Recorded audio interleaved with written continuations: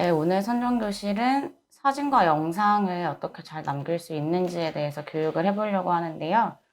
일단 사진과 영상을 잘 남겨야 좋은 선전물을 만들 수 있다라는 거를 잘 아셔야 될 것 같습니다. 실제로 선전물을 만들다 보면 유인물이나 웹자보든 사진을 가장 많이 쓰게 되는데요. 이 사진을 어떻게 잘 남길 것인가를 한번 차근차근 보면 될 것 같습니다. 첫 번째는 저희 노동조합에서 기본 많이 찍게 되는 단체 사진인데요. 일단 1번 무조건 사진 자체를 많이 찍어두는 게 중요합니다. 그래서 중요한 행사 같은 경우에는 수련회라든지 엄청 큰 중요한 어떤 사업장의 결의대회나 총파업 투쟁 같은 현장일 때는 영상도 한 명, 사진도 한 명 이렇게 두 명을 세워주면 제일 좋고요. 실제로 경상대병원 같은 곳은 이렇게 영상이나 사진을 잘 남겨두셨던 또 좋은 사례가 있었습니다. 네, 두 번째는 기본적인 건데 사진을 찍을 때 수평을 잘 못 맞추는 분들이 있어요. 그러니까 사실 내가 어떻게 찍고 있는지 잘 안 보고 그냥 찍는 거죠. 그러면 실제로 100장을 찍어도 내가 사용할 수 있는, 내가 선전물을 만들 수 있는 사진은 거의 없다고 보셔야 됩니다. 한마디로 한 번 찍을 때 잘 찍어야 된다라는 거고요. 너무 중요해서 별 5개를 해놨습니다. 이 수평을 잘 못 맞춘 사진의 예는 뒤에서 말씀을 드리는 걸로 하고요. 세 번째로는 단체 사진을 찍을 때는 한 각도에서 한두 장만 찍는 게 아니라 여러 각도에서 여러 장을 찍어야 됩니다. 그래서 사진 예시를 보시면 기본 정면에서 한 번을 찍고요. 또 이렇게 측면 상단에서 찍으면 굉장히 입체감도 있고 사람들도 더 얼마나 모였는지가 좀 잘 보이기도 하기 때문에 측면 사진을 잘 남기는 것도 중요합니다. 마지막으로는 저희가 투쟁을 할 때 항상 상징적인 장소에서 하잖아요. 이 투쟁하는 장소가 어딘지, 기자회견 하는 장소가 어딘지 한 장의 사진으로 담길 수 있게 카메라를 보면 멀리서 찍을 수 있는 광원 렌즈라고 하는 기능이 요새는 모든 카메라에 탑재가 되어 있습니다. 그래서 광원 렌즈로 이렇게 멀리서도 한 장 이상 찍어주는 게 중요합니다. 그리고 투쟁하는 사진이니까 아무래도 구호를 외치는 사진, 손피켓을 들고 있는 사진. 그래서 이 사진 속 현장에서 어떤 걸 요구하고 있는지를 알 수 있게 사진을 남기는 게 중요하고요. 마지막으로는 사진이 어떤 분들은 사진을 되게 짤뚱하게 이렇게 찍으시는 분들이 있는데 그런 사진은 요새 영상이나 선전물 둘 다 사용하기가 어렵습니다.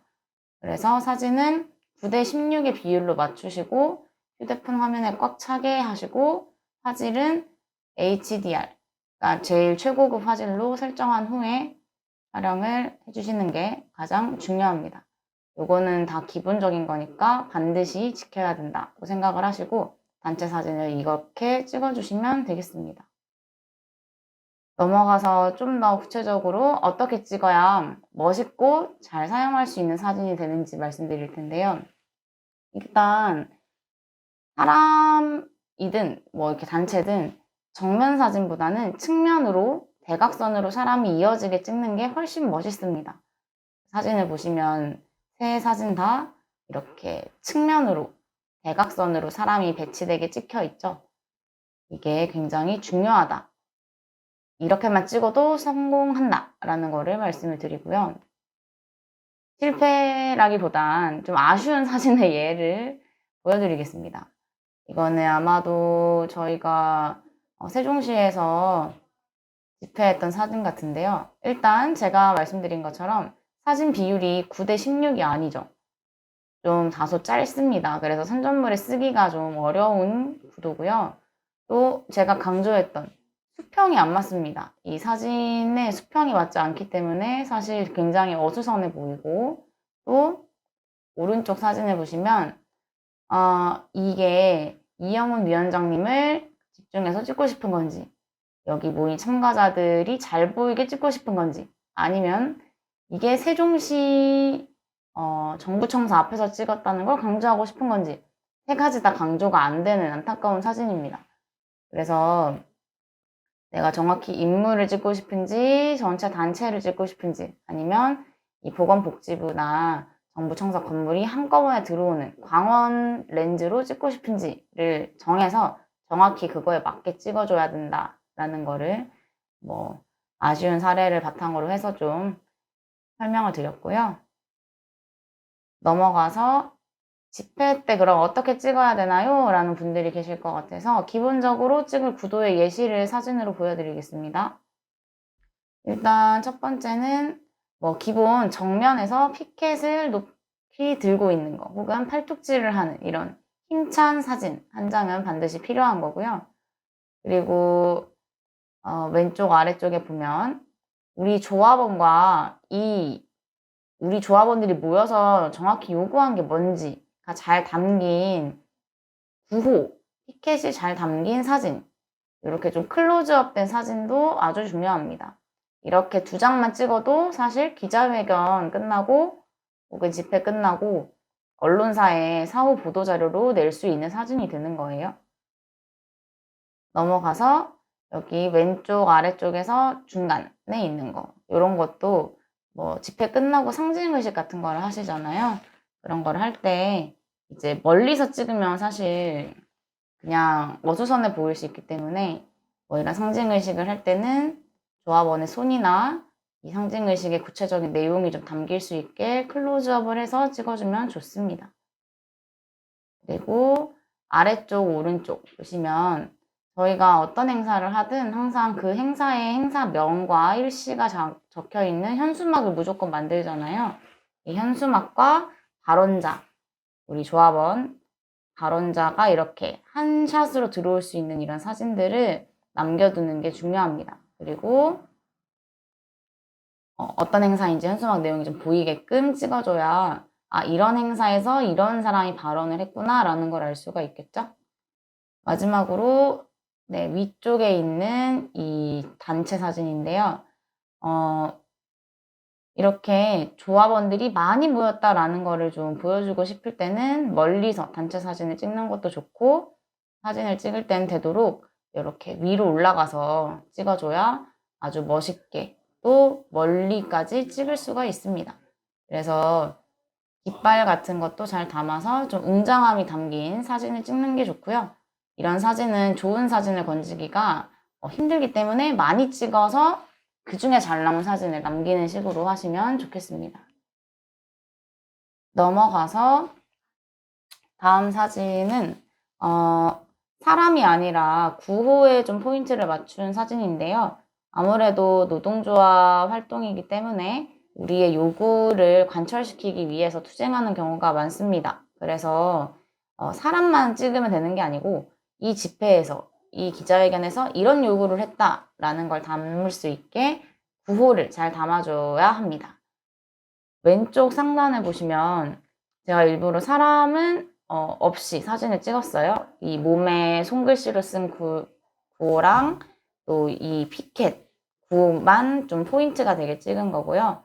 왼쪽 하단에 보시면 이것도 사람의 얼굴이 아니라 그 등 자보가 사실은 메인이 되게끔 찍어서 이걸 강조해 준 거죠.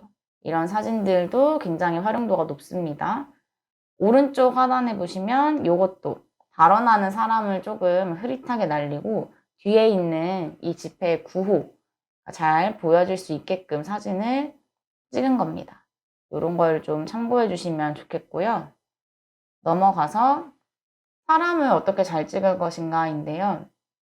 사람을 찍을 때 일단 막 찍으면 안 되고 다 잘 찍기 위해 노력을 해야겠죠. 중요한 건 사진 정중앙이 아니라 정중앙에서 조금 좌측이나 우측으로 놓여지게 사람을 찍는 게 훨씬 멋있다는 겁니다. 여기 왼쪽에 두 사진도 예시를 보시면 사람이 중간에서 오른쪽, 왼쪽 이렇게 배치가 되어 있죠. 이랬을 때 훨씬 멋있고 영상이나 선전물에서 활용하기도 좋습니다. 이거는 꼭 기억을 해주시고요. 잘 모르겠다 싶으면 정면으로도 찍고 약간 좌측이나 우측으로 치우치게도 찍고 해서 일단 많이 찍어두시면 가장 좋을 것 같습니다. 자, 다음은 인물 클로즈업인데요. 이렇게 인물을 좀 가까이에서 클로즈업해서 찍을 경우에는 정중앙에 배치를 하는 것도 좋습니다. 그래서 인물을 강조하고 싶을 때는 일단 가슴 정도까지 오는 흉상 정도까지 찍어준다라고 생각하시면 되고요. 부호가 잘 보이게 찍거나 활짝 웃는 생동감 있는 사진 등을 남기는 게 중요하겠습니다. 그리고 우리 카메라를 보면 요새 카메라 설정에서 인물 사진 모드라는 게 있는데요. 인물 사진 모드만 이렇게 바꿔주면 뒷배경이 자연스럽게 자동으로 흐릿해집니다. 그래서 이렇게 인물에게만 포커스가 집중이 되고 분위기도 굉장히 좋아지는 거죠. DSLR, 디카가 따로 필요 없을 정도로 요새 휴대폰 기능이 좋기 때문에 사람을 찍을 때는 인물 사진 모드를 꼭 사용해서 마법의 기술을 여러분도 활용해 보시면 좋겠습니다. 이제 한 행사를 했을 때 어떤 사진을 남겨야 되는지를 예시로 보겠는데요. 저희가 진행했던 진보당 김재현 대선 후보와 정책이행 협약식 했을 때 사진입니다. 일단 단체 사진은 기본적으로 정면 사진은 필요하겠죠. 어떤 행사를 했고 이런 사람들이 이렇게 했다 라는 건데, 좀 자연스러운 행사 진행 사진을 찍고 싶을 때는 측면으로, 사람이 측면으로 배치되게 이렇게 찍어주는 게 훨씬 분위기가 좋습니다. 정면 사진은 사실 좀 관공서 같은 데서 행사 끝나고 마지막으로 인증사진 남기는 그런 느낌이 들기 때문에 굉장히 이런 사진만 있으면 좀 촌스러워 보여요. 그래서 꼭 대각선으로 사람이 배치되는 자연스러운 사진도 찍자라는 거고요. 오른쪽에 보시면 앞서서 말씀드린 것처럼 인물은 정중앙에서 약간 오른쪽이나 왼쪽으로 배치가 되고, 배경, 이 위원장님 말고 다른 사람들은 인물 사진 모드를 해서 좀 흐릿하게 나오게 찍었습니다. 그래서 인물 사진에서 이렇게 위원장님이 강조도 되면서 좀 전체적으로 멋있는 인물 사진이 나오게 되는 것이죠. 여기까지가 사진 어떻게 잘 찍을까라는 파트였고요. 사진을 정말 잘 남겨야 그 사진 한 장만 잘 써도 멋진 포스터를 만들 수 있기 때문에, 멋진 유인물을 만들 수 있기 때문에 이 부분은 꼭 모든 간부님들이 다 한 번씩 보시고 사진을 찍을 때 잘 고민해서 찍어주시면 좋겠습니다. 마지막은 영상인데요. 영상은 사실 우리 활동을 좀 생생하게 기록하고 추후에 또 본조나 본부에서 활동 영상 같은 걸 만들게 될 때 그런 자료가 있으면 굉장히 좋은 영상과 내용이 되기 때문에 영상을 좀 잘 찍어주면 좋겠다는 취지에서 넣었고요.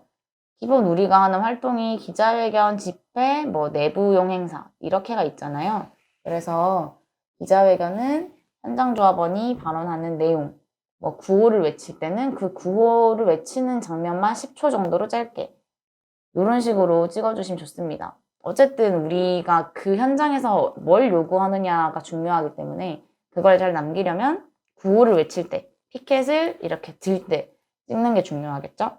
집회도 마찬가지인데요. 집회는 기자회견과 다르게 아주 많은 사람들이 모이는 장알이기 때문에 전체 조합원이 한눈에 들어오는 그런 좀 멀리서 찍은 영상도 잘 남기는 게 중요하고요.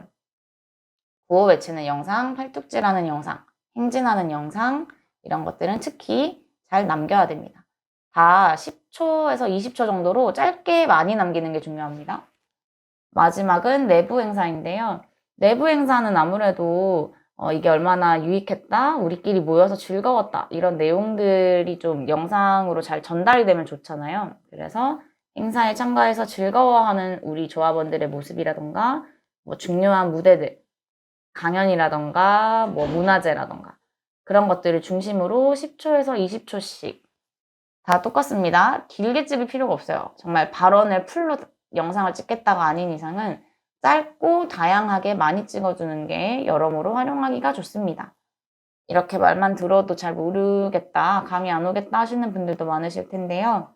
그럴 때는 공공연대 유튜브 채널에 들어가셔서 대의원대 영상이라던가 활동 보고 영상, 본조에서 만든 영상들을 보면서 어떤 영상들이 사용됐구나, 어떤 식으로 좀 활용되는구나 이렇게 찍었구나라는 걸 좀 확인해 보시고 감을 잡아가시면 좋을 것 같습니다. 네, 사진과 영상 잘 남겨서 좀 더 일취월장하는 선전물 만들 수 있는 그런 본부 본조가 되었으면 좋겠습니다.